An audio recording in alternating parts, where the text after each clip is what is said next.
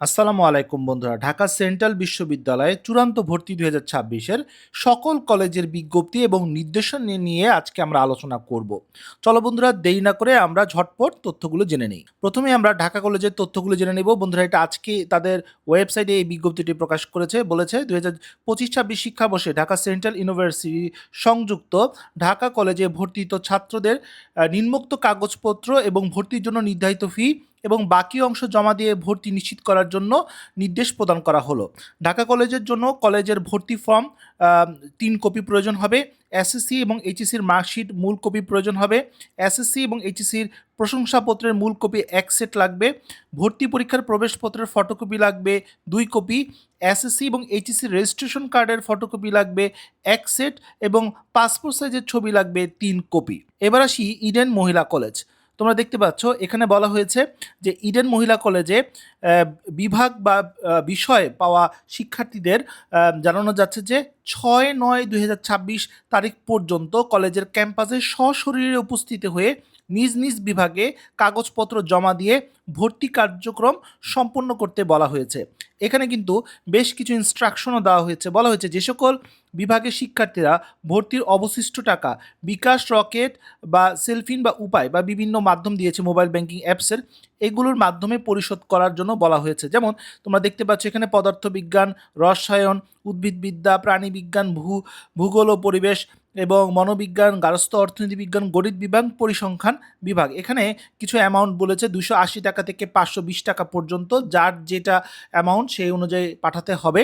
এছাড়া তোমাদেরকে SIF অর্থাৎ স্টুডেন্ট ইনফরমেশন ফর্ম তোমাদেরকে পূরণ করতে হবে ইডেন কলেজের ওয়েবসাইটের মাধ্যমে। ভর্তি হওয়ার জন্য শিক্ষার্থীদের পাসপোর্ট সাইজের ৪ কপি রঙিন ছবি প্রয়োজন হবে। এসএসসি এবং এইচএসসির মূল মার্কশিট এবং এটার ফটোকপি প্রয়োজন হবে ২ সেট। কোটার ক্ষেত্রে কোটার মূল কপির সাথে ফটোকপি লাগবে ২ সেট।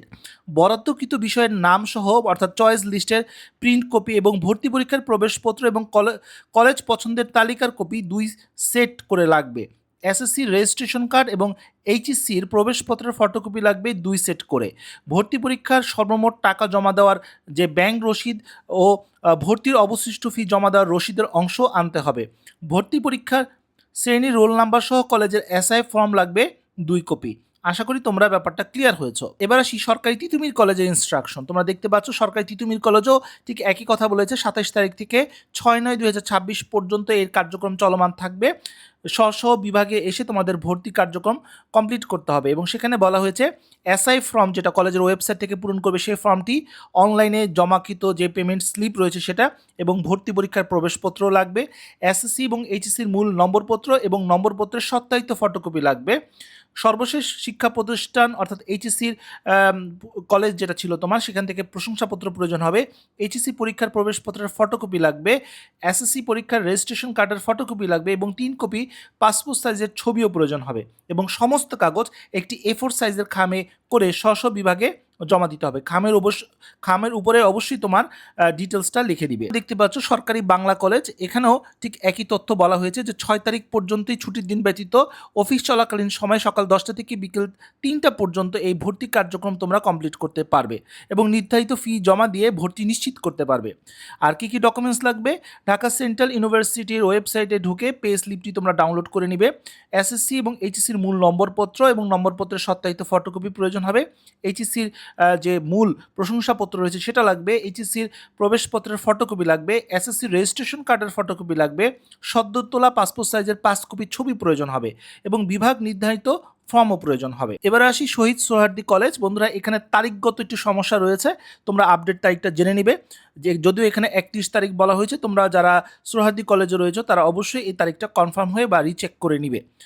বন্ধুরা, এখানে তোমরা দেখতে পাচ্ছ যে ৩১ তারিখ পর্যন্ত সময় দেওয়া হয়েছে, যদি অন্য অন্য কলেজগুলোতে ৬ তারিখ পর্যন্তই সময় দিয়েছে। এখানে হয়তো বা তারিখগত একটি সমস্যা রয়েছে বা ভুল রয়েছে। আর আবেদন করার জন্য বা ভর্তি হওয়ার জন্য ঢাকা সেন্ট্রাল ইউনিভার্সিটির ওয়েবসাইট থেকে তোমাদের ভর্তি ফর্মটা লাগবে। এসএসসি এবং এইচএসসির মূল নম্বরপত্র এবং নম্বরপত্রের ফটোকপি লাগবে। এইচএসসির মূল প্রশংসাপত্র এবং এর ফটোকপি লাগবে। এসএসসি রেজিস্ট্রেশন কার্ডের ফটোকপি লাগবে।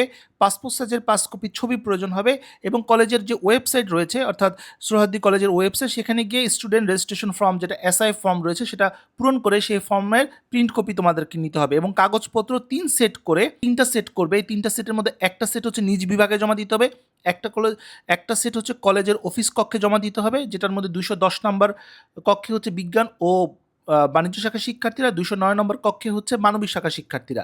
আরও একটা সেট নিজের কাছে সংরক্ষণ করতে হবে। আর সর্বশেষ বেগম বদরুন্নেসা সরকারি মহিলা কলেজ, এখানেও তোমরা দেখতে পাচ্ছ 6 তারিখ, এখানেও 31 তারিখ পর্যন্ত সময় দিয়েছে। বন্ধুরা এই তারিখটা নিশ্চয়ই অবশ্যই এই তারিখটা রিচেক করে নিবে।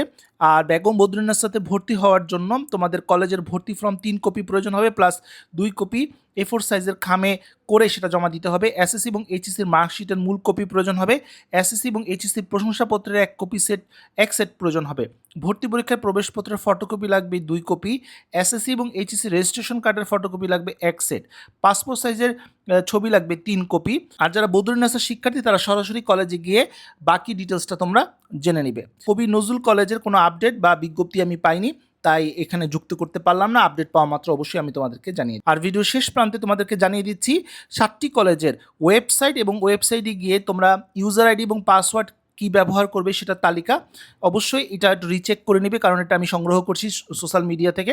সেই কলেজের ওয়েবসাইট রয়েছে, সেই ওয়েবসাইটে গিয়ে এসআইএফ ফর্ম পূরণ করার জন্য তোমাদের এই আইডি পাসওয়ার্ডটা প্রয়োজন হবে। তো বন্ধুরা আজ এ পর্যন্তই, সবাই ভালো থাকো, সুস্থ থাকো, দেখা হবে আগামী কোনো ভিডিওতে। সে পর্যন্ত আল্লাহ হাফিজ।